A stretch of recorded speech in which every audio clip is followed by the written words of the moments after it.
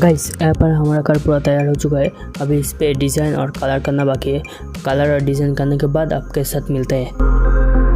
Guys car पे डिज़ाइन और कलर दोनों हो चुका है। यहाँ पर मैंने कलर किया है ब्लैक कलर और डिज़ाइन किया है वायर की मदद से, मतलब तार की मदद से मैंने डिज़ाइन किया है चार साइड पे। ठीक है, यहाँ पर मैंने विंडो पे लगा दिया है सिल्वर फॉयल, देखने में कांच जैसा लग रहा था इसलिए, और फिर सामने पे भी सिल्वर फॉयल लगा दिया है, देखने में कांच जैसा लगेगा इसलिए।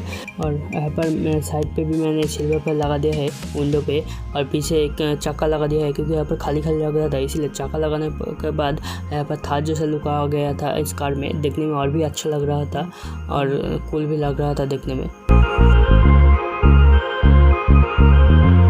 गाइस इस कार को जब आप चार्ज करोगे इसके अंदर एक लाइट लगाया था मैंने, वो वाला लाइट ग्लो करेगा। अब देख सकते हो, इससे पता चलेगा कि आपका कार चार्ज हो रहा है क्या नहीं।